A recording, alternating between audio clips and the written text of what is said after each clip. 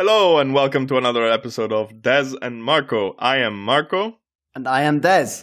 Today we have a news and hype-filled episode for you. But first, beers. What did you go with, Des? Last week I tried our first French beer, but I am hopping across the border again and going back to Belgium. Oh, is hopping like a pun? I hadn't thought about it, but I'm going to go yes. So, a Belgian beer from a Belgian family-owned brewery called Brasserie Dupont, and the beer is called Saison Dupont. So it's described as a yellow ale, but I suspect it's going to be more of a blonde beer. But it dates back way, way, way back. So, yeah, I'm looking forward to it. How about you? So I also hopped to Belgium, and I have a grapefruit IPA because to celebrate the fact that today there's 20 degrees and I'm stuck here working mostly, but also recording podcasts. And it's brewed and bottled in Belgium by the Verbeek de Cock Brewery. Sorry, can you say that again?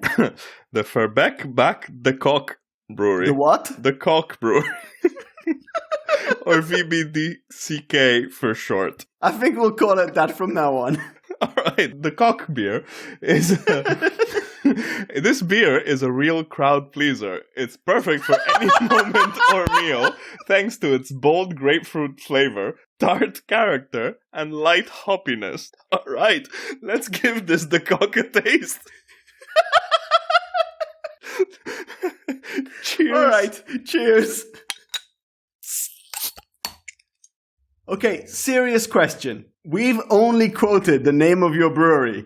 But does that make this episode not safe for work? Why? For saying a name? I don't know. It's name which sounds like something else. No, I think we're good. Okay, cool. Safe for work, people. Safe for work.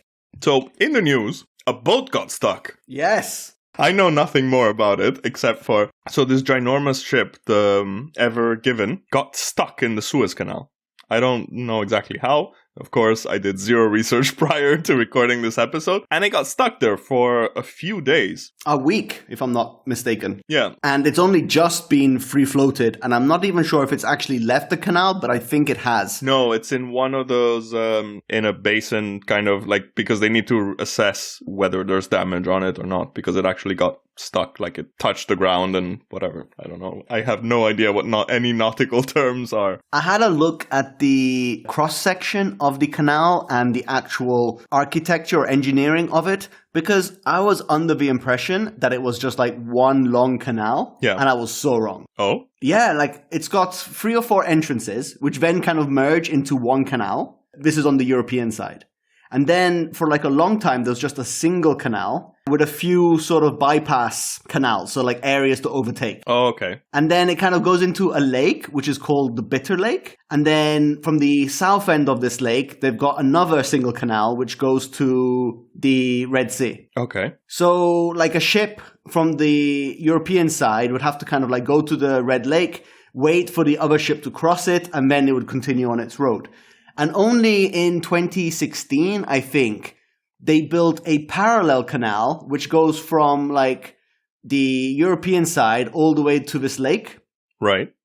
So it's like increased the traffic from 30 ships a day to 70 ships a day. Okay. But Sod's Law, the Evergreen, got stuck in the one bit where no one can pass. Yeah, like it was the only way through, right? Yes. Okay. And it's like Sod's Law, like the only place where something bad could have happened, it happened. Yeah. But I guess it kind of makes sense because it was also like the narrowest part, right? Yes, it's the narrowest single lane part of the canal. Yeah. And I don't know, like I wanted to mention this even though it has nothing to do with technology. I find it fascinating, or at least a little bit funny, that an episode like this is a reminder that, yes, everything is digital, everything is instant, but stuff is still shipped like it was for hundreds of years. Yes. The estimates are crazy because they say up to like 12% of all shipping in the world goes through that canal. That's crazy numbers. For a country like Italy, that's basically the only way stuff arrives. Anything from the east goes through the Suez Canal. Exactly. Talking about Italy,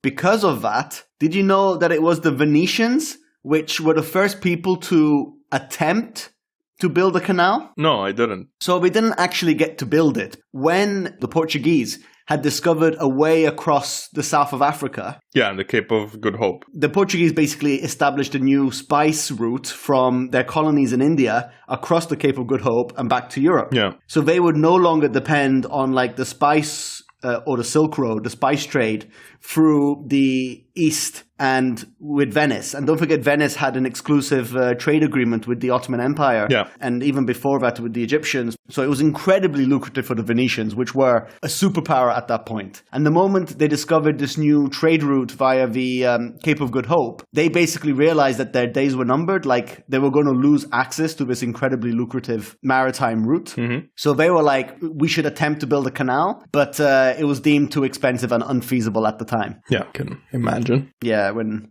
the average person lives 15 years, it was quite a big ask. Yeah, I mean, in those days, it was probably like a monumental task that was, building or engineering technology hadn't quite caught up. But Marco, have you seen the memes? Oh my God. You know what? Like, this is my favorite part. One, about the internet, and two, about literally anything happening in this scale is the memes. People went absolutely mental. Oh man, anything which could have had a joke about blockage, now all the memes have a boat there. Yeah, but even I think one of my favorites was like, when you think you're having a bad day, imagine being the captain of a ship that blocked the Suez Canal for a week.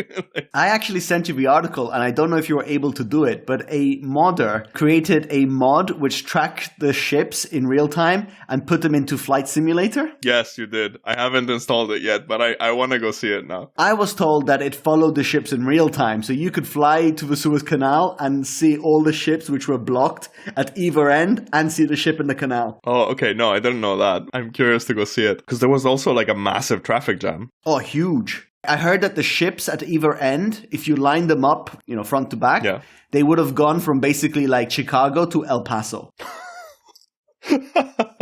Wow. And I read that basically they in a way rediscovered the Cape of Good Hope because ships just started going around because they just couldn't wait. Another thing which is quite relevant today is we take it for granted, but the Suez Canal is a huge, I don't know what the right word is. Canal? Yes. Because the route via the Cape of Good Hope takes 14 days longer, I think. Something like that. But it uses way more fuel. So we're becoming more and more conscious of the environmental impact of our goods. And just using the alternative route, it releases so much more carbon dioxide in the world. Yeah. Anyway, it's over. Yes, the boat is free. And so are our goods. So you can start ordering from, what are those Chinese? From wish.com or whatever. AliExpress. That's the one. Okay. And Marco, you're hyped for something very, very different. Yeah, I mean, you can't really be hyped for like a major sea canal being blocked. But that was news. That was news. But, well, there is quite a bit of news. So recently, actually like 10 minutes before recording this episode, the Rick and Morty Season 5 trailer came out. So Season 5 is coming out June 20th. And it's just, well, I mean, it's a trailer. It doesn't really say much. But I cannot wait. I don't know if you watch it or if you're a fan. I'm a casual viewer. When I watch them, I think they're funny. But it's not a show I feel the need to binge. I do. So I can't wait. And then, I don't know if you read the news, but they opened Super Nintendo World in Japan. And the first pictures and the first reviews started coming in. Yes, I've only read the titles, but apparently it's sensory overload or something along those lines. I don't know if that's good or bad. Yeah, I don't know. I think it's a very modern theme park in the sense that they play a lot on augmented reality. Like they were saying that the Mario Kart ride has like an element of AR in it. Like you're just riding this kind of, I think it's like a roller coaster kind of thing. And you shoot shells, but you shoot them.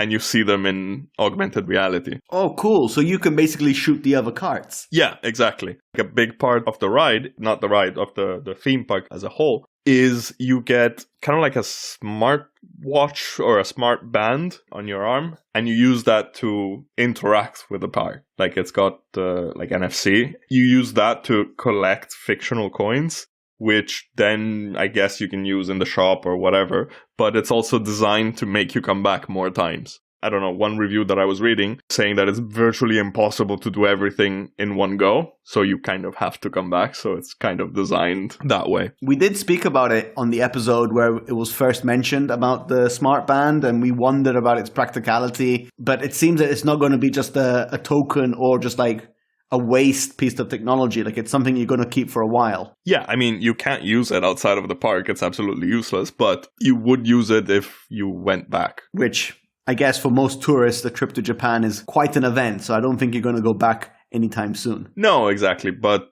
they did mention that they're building other ones. I think they mentioned Shanghai and somewhere in the US as part of Universal. I can't remember whether it was Orlando or LA. If it was in Orlando, like we've been to Universal twice. Yeah. So maybe there's another Florida trip in our future. I wouldn't mind that. I had great fun there. Yeah, absolutely. Because the most fun part of a Florida trip or a US trip in general is the road trip element. And that's my great segue to the next news. Let's talk electric cars. Xiaomi announced that they're now becoming a car company as well, like an electric car company as well. No.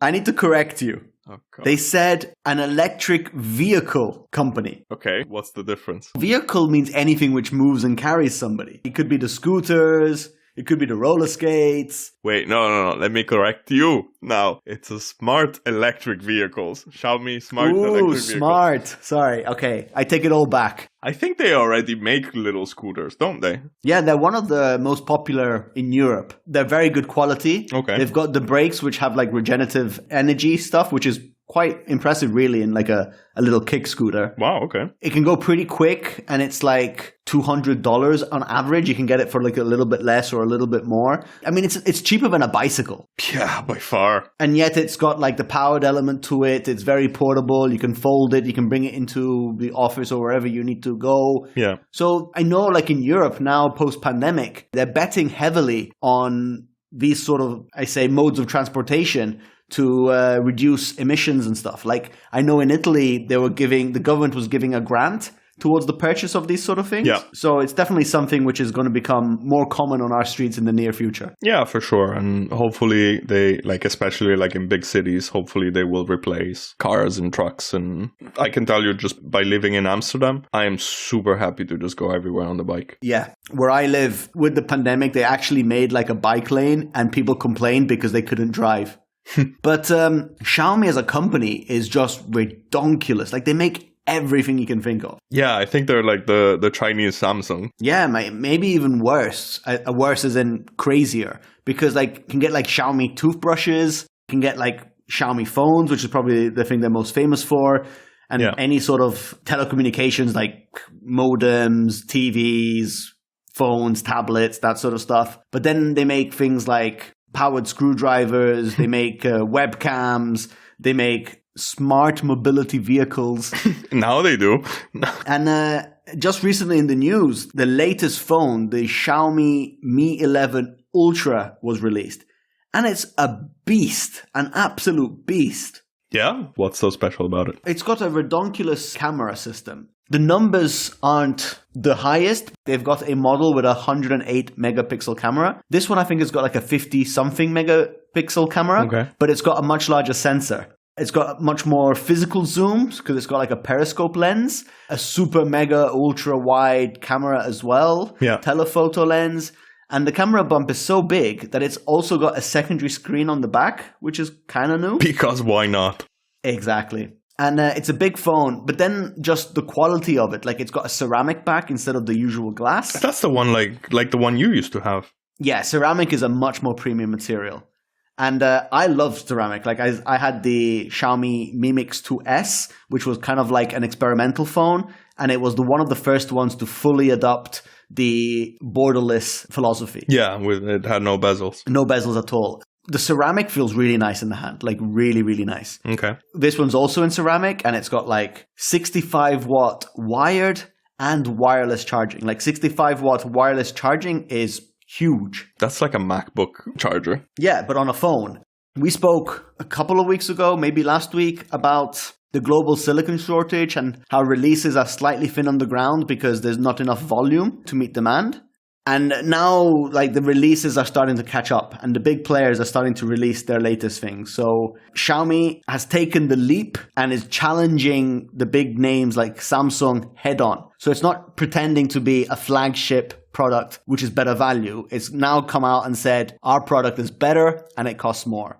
But they're not the only ones, because last week, OnePlus announced their new 9 series. So the 9 and the 9 Pro, if I'm not mistaken. And they started off as a flagship killer company, and their focus was really good value. And now their latest phones are like $1,000. They just cost as much as Apple and Samsung. So they caught up in terms of pricing.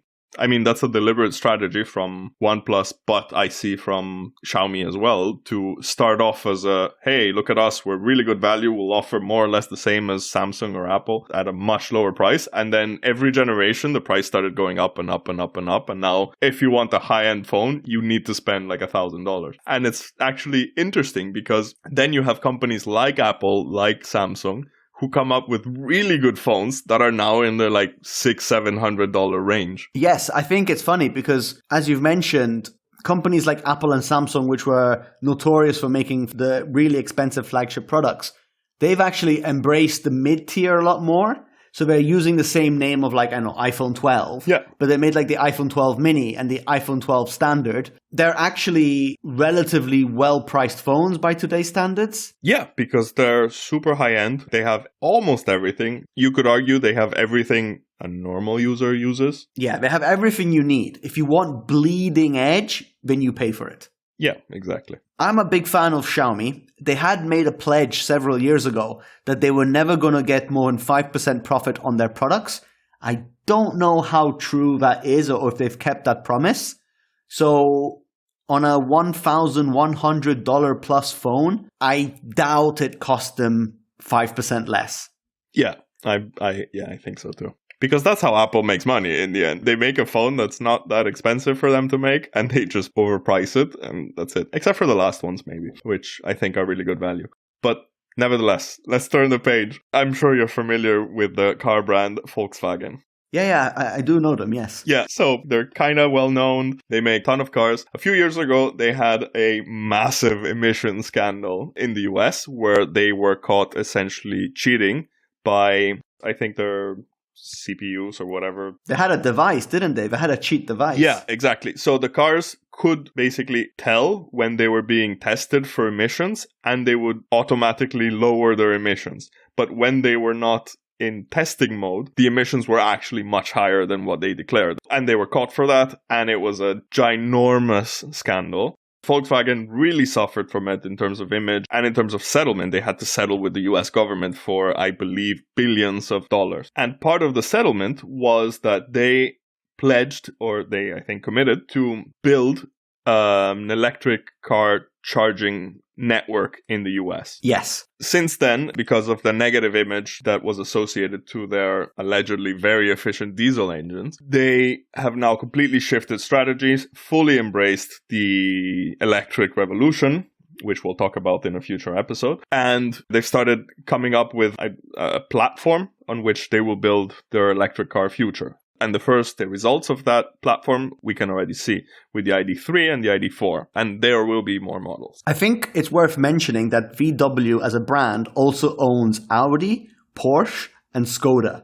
And the Porsche Taycan is already out there with its own electric high-end vehicle, which is adopted from this platform. And Audi has 2 variants which use both the Porsche platform and the more common Volkswagen platform. But they're all based on the same sort of modular approach. Yeah, in very VW and in very like automotive industry of the 20th century approach. There's one platform, there's many brands, everybody kind of leverages the same. Now they're sort of rebranding in the US or repositioning their brand in the US where they were badly hit in terms of image to look at us, we're such a green company, like, emissions, I don't know what those are. And they've decided to rename their car division in the US. Do you know what they're going to be called? I'm scared to ask. This is seriously like something that we could have come up.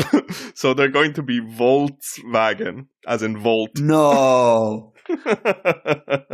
Yeah, that's also brilliant. Like, I'm really jealous that I didn't come up with something like that. If this is for real and not an April Fool's, somebody somewhere has been paid a very pretty penny to come up with that. Yes, imagine a group of creatives in Wolfsburg saying like, okay, we need a name for our brand in the US. And it's like, how about Volkswagen? Volkswagen. And everyone's like, genius, let's get lunch. Fun fact, the Volkswagen Golf in the US is named Rabbit. Really? Nonsense. I swear to God, the Golf in the US is Rabbit. Is that because the first one was called like a beetle? I have no idea. I'm calling BS. Okay, no, check right now. I'm checking now. Oh no, look, it says golf. I haven't checked, guys. I don't want the typing sound on my recording track. I don't care. I don't care either. We're going to keep it as a fun fact. And if it's wrong, let us know by getting in touch with us on Twitter or Instagram or whatever. Okay, let's move on. That's it with the news. But there is one thing, I guess you could consider it news. There's one thing that I'm definitely hyped about. What is it? Do you know Guacamele? Of course you do. And we'll talk a little bit about it later. So the developers, Drinkbox Studios, which is, I believe, a Toronto-based studio, or they're in Canada somewhere, they announced a new game. Cool. Is it like Guacamele 3? It's absolutely not like Guacamele 3, sadly. If they keep making guacameles forever, they will still receive money from me. Let's park that for a second. So it's called Nobody Saves the World. It's like an action RPG dungeon crawler kind of game. It's going to be released at some time in 2021. And it's going to be available on Steam or on Xbox. So no PlayStation and no Switch. But basically, you start, like, the name of the game is Nobody Saves the World. And the reason is that you start as this blank character called Nobody. And because it's an RPG, then, like, you go on and you find, like, a magic wand. And it allows you to transform into, like, different characters that have different different abilities. Like, you can even be a horse at some point. And your weapon is to just kind of, like, kick. I guess you move quickly and you can kick. But yeah, so like there's the game mechanic, or from the little bit that they've shown in a trailer, is that you can become different characters and they all have different abilities, and apparently like you can mix and match different abilities, and the objective is, much like the title says, is to save the world. And the graphics are very, very cartoony, and I don't know, it seems fun, so I'm looking forward to it. Shout out to Drinkbox Studios, because the reason why we're hyped for this is because their previous games, Guacamele and Guacamele 2, apart from being named fantastically, like it's a play on words with guacamole, but it's a fighting game. Hence the melee. Exactly. Based in a sort of Mexican theme. Yeah, you're an aguacate farmer. Yes, you're an agave farmer who dies and has always dreamed of being a luchador. Yeah. And so then he becomes a luchador who fights between the world of the dead and the world of the living. And he has to save his love. On top of that, you get like fancy costumes that you can unlock. One of which was fantastic because it was based on the USA 94 Mexican goalkeeper's uniform. Jorge Campos. Yeah. Oh my God. Jorge Campos, which if you follow football/soccer is like a legendary kit. Yeah, because he looks like a parrot, basically. Like there was this very well-known Mexican goalkeeper in the 90s used to have the most extravagant uniforms. He used to design them himself. I have no trouble believing that. But they were very fluorescent in colors, like, bright yellow and pink and neon orange. Yeah. But remember, the first Guacamele, we finished it together. It's great. It's a great game, a great co-op game where having the two players, like, it really helps. Like, you actually help each other. Yeah, I couldn't beat it on my own. So I really needed your help on that one. Yeah, so Guacamele, if you haven't played it, you absolutely need to play it. It's, I guess the term is Metroidvania. I'd say it's more of a platformer, a puzzle platformer. The definition of Metroidvania is like a platforming game. As you go ahead, you unlock powers that allows you to see the rest of the map. So there's a lot of like backtracking and you go back and forth. I think you unlock an uppercut, a headbutt, or whatever. You unlock different powers that then allows you to explore more and more of the map. And they really play on the Metroidvania aspect because there's like tons of little references to other video games and it's all like Mexican themed. So it's really fun. For example, when you go to the little village, there's like posters of like luchadors around. And there's one where it's like Los Hermanos Mario. And it's like Mario and Luigi sitting there, but Mexican. And it's so stylish and so graphically, it's very cartoony. It's a funny, fun game. It's very difficult because it's like, plus that I'm terrible at video games. But oh my god. And then they released the second one and it's even better. Another shout out to Drinkbox Studios because it's the first time where I have received a positive response from the customer services. So I was playing it on Steam on my old PC, and at a key moment of the game when I had to sort of move from one level of the map to another area of the map, it kept on crashing and I was desperate. So I emailed them to say, guys, my PC always crashes at this one point. And they got back to me and they were so helpful. Like they said, can you please send us an error log? We're really sorry. We really want to help you. And it didn't feel like just a maybe automated message. It was like a personal message. They did fix the problem. I don't know how, but like I sent them the error log and, then they said there was an update and it was patched immediately. And like I played like a couple of days later and it was perfect. And I have never received a response even from anyone else. Like if I was to email EA and say Call of Duty crashes, I bet you I'd hear nothing. Yeah. But that's really nice. I didn't know that. No, I was blown away. I wasn't expecting them to even reply. You have it on Steam? Steam. Okay. The first one I bought on PlayStation 3. Then the second one I bought on PlayStation 4. And then they released an update to the first one. I think it's the Super Turbo Championship Edition, which is, kind of mocking all the names that the different versions of Street Fighter had, which is basically the first game plus like an extra level or something like that. And I bought that on the Switch and it was just, oh man, I think I'm going to go play it after we're done here because it's such a good game. You can't. You have lost your Switch to Animal Crossing. Yeah, exactly. As a birthday gift, I gave my girlfriend Animal Crossing. And since then, I haven't seen my Switch anymore. Now that we've done with our hype, let's go on to our TV reviews of the week. Have you been watching anything? Yes. It's trending right now on Netflix. And I've watched Seaspiracy. Another fun play of words. But there's nothing fun about this. I guess it's like a follow-up or it's loosely related to Cowspiracy, which is another Netflix documentary that I honestly haven't seen, so I don't care. But the premise is, say, the filmmaker who's making it is obsessed with the ocean and safekeeping of the ocean. He basically goes on a quest to see what's the deal, what's going on with the ocean, focusing especially on the fishing aspect. He goes down this rabbit hole where fishing is bad, or at least the way we fish today, almost in any way, is terrible for the environment because, they go from the large ships that hunt whales. They talk about how whales are actually very important to like the plankton ecosystem and how plankton actually absorbs more carbon dioxide than like all of the surface plants combined. So there's like an environmental aspect to it. Then there is, for example, he talks about tuna farming or tuna fishing and how if you fish all the tuna, that means that one step down in the food chain, there's overpopulation and then all the fish starve because they eat all the smaller fish and then it moves to the next levels. We're triggering, let's say, a chain reaction of fish dying. Then they were talking about how fish are vital to the coral reefs. And they say, like, sure, the temperature obviously has, like, water temperature has an impact over the chances of coral reefs living, but also fish, because the fish are the ones who actually maintain it.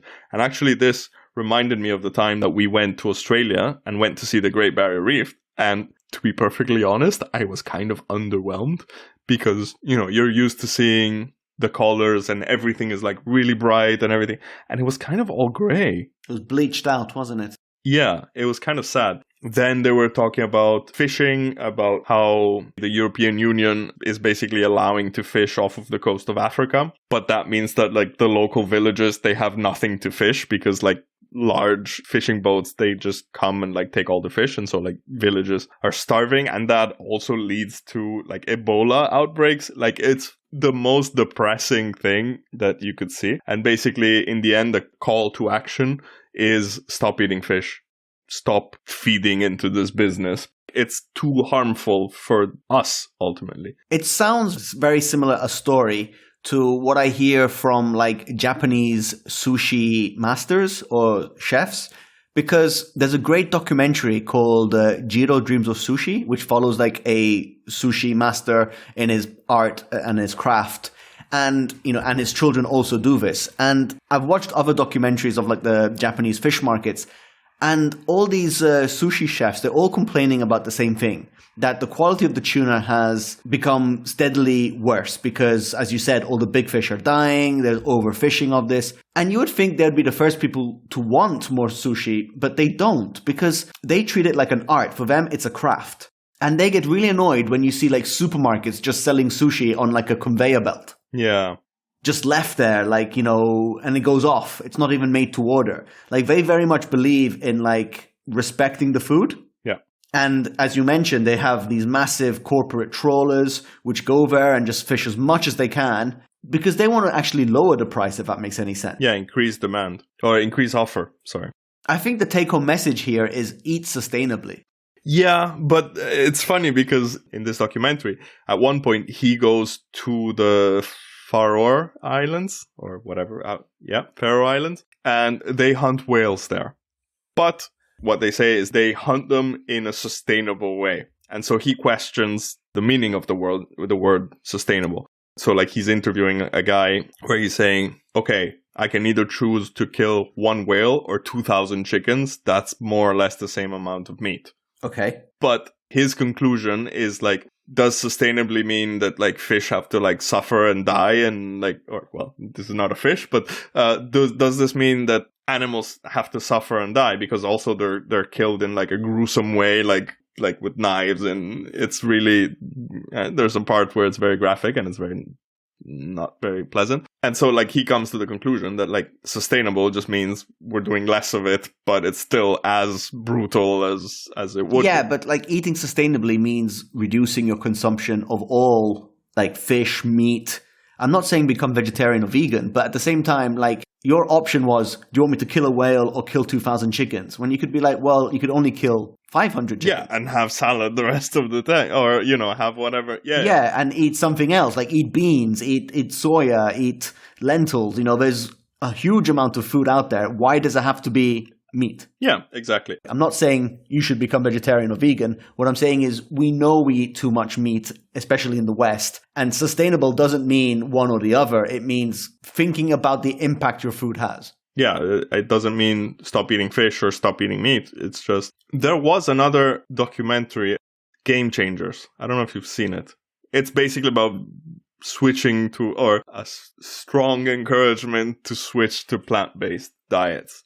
So the premise of that one is the protagonist of the documentary. He is an MMA fighter who suffers an injury and breaks his knees or something like that. So he basically takes his downtime to research on like how can I get better and how can I get back at like tip-top shape the quickest. And he goes down this rabbit hole of switching to a plant-based diet. There's like a ton of arguments for it. They go from, you're healthier, your cholesterol goes down, your erections get better and bigger, and it portrays the benefits from many different points of view. Basically, at one point, they interview even Schwarzenegger, who goes on record saying that, yeah, he's basically switched to plant-based, like he doesn't eat meat anymore. But he's like, you know what, when I go back to Austria, to my home country, I'll still have a schnitzel because it's good. Yeah. And I think like every once in a while there is this one documentary that's like, stop doing this. Like the call to action is always like, whatever you're doing, it's terrible. Like you need to stop. And I do agree. And I do agree, like, for example, like the way we eat meat or the quantity of meat that we eat is ridiculous. And we don't need that to survive. It's good. I love it. Like I love a good steak as much as the next guy. But if you're eating meat 7 days a week and you reduce it to 3, that's already a difference. And if everybody does that, that's already a huge difference that we're making. Very noble. Moving on, Marco. I don't know about you, but I have finished my beer. So I think it's about time we wrap it up. What did you think of yours? So this grapefruit IPA. So I picked it because, I don't know if you remember, but a few weeks back, I had a another grapefruit IPA. Yeah, the Elvis juice. Yes, that's right. And I love that one. So now when I found at the supermarket another grapefruit one, I went for it. It's an IPA, as in you can't really taste the grapefruit. It's over-advertised. So you think the Brewdog one is better? Yeah. That one, honestly, was one of my favorites. Like, since we started this thing, that was one of the best. Cool. Again, it's an IPA. Nothing particularly special about it. So let's give it a 3 out of 6. What about you, Des? My beer, the Saison DuPont, is a Belgian, they say yellow ale, but it's like a blonde beer. It has quite a complex taste, and from what I've heard, the yeast strain that they use is very old. It dates at least back to the 1920s, possibly earlier. But it's slightly bitter, it's very complex in flavor, but it's not my type of beer. But it is okay. If you like ales, it's got a very deep, rich flavor. So wait, correct me if I'm wrong here. So you're saying it's a complex beer and it's not your kind of beer. So you like simple I'm stuff. a simple man. Like straightforward beer. No nonsense. So All right. it's okay. It's not something which I would go out of my way to find, but if it was in a bar, I would probably buy it if it was well priced. So I'm going to give it a solid Yes! 3 out of 6 as well. So today we talked about ships getting stuck in canals. Then we talked a little bit about electric cars and their funny names. Then new games being announced, and went on a little rant about whether eating fish is good or not. All accompanied by very average beers. On that note, I think we can end it here. Find us on Instagram at Des and Marco, Twitter at Des and Marco. Des will tweet at you, and YouTube Des and Marco. Like and subscribe. Hey! Thank you so much for listening. Talk to you next time. See you next time, guys.